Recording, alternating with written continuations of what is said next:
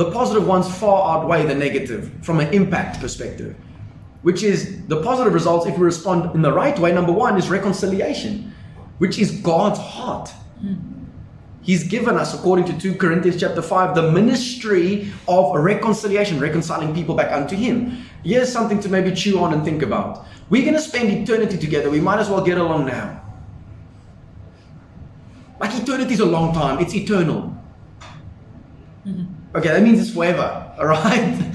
And our little 80 years of life is this big compared to eternity. It's like a little drop in the ocean compared to eternity. Reconciliation.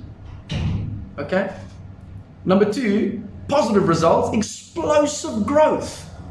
Why? Because when we actually deal with the situation and confront Goliath, what happens? Look what happened to David. Great, bro. Bah! It was the breakthrough into the palace next to Saul. So there's explosive growth that takes place when we actually learn how to manage and deal with it. Explosive growth within our character as well. Because you decided, instead of submitting to the fear of man, you're submitting to God. One of the most sobering verses for me, at least in the scripture, is Matthew 10. Jesus says this, paraphrase, "Fear not the one who can only kill the body. Fear the one who can kill the body and the soul." Like, Lord, just say that one again. Just want to make sure I got that one. Fear the one who killed the body, who can kill the body and the soul. Man can only kill the body. That's why I said don't fear man. Man is like grass. Here today, gone tomorrow. But God, different story. And the fear of God, the reverent respect for, not fear that He's going to hit you over the head with a baseball bat, but the reverent respect for God is the beginning of wisdom, which all of us need moving forward.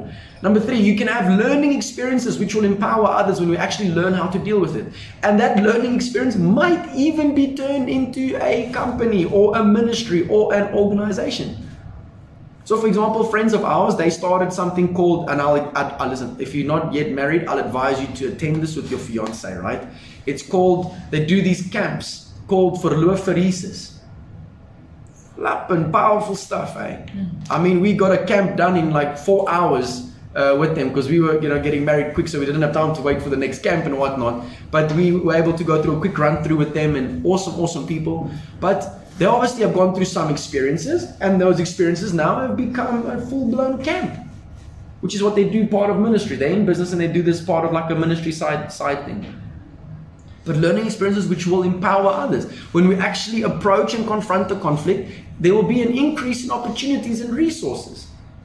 Okay? There'll be a restoration of a family and organization. There'll be fulfillment. You actually walk away from that place feeling fulfilled because you know that this is what God's heart was and you wanted to honor Him in this whole process. Number 7, there's an increase of health and wealth. When I say wealth, I'm referring to relational wealth. Wealthy in your relationships. Or financial, yeah. Yes, or that financial breakthrough too, because that person, might be your boss. They need to, there can be reconciliation. Number 8, righteous relationships that thrive, because now they're actually deep. They're not just, physical or superficial. Or number 9, big one, breakups that were meant to happen for both parties, for the good.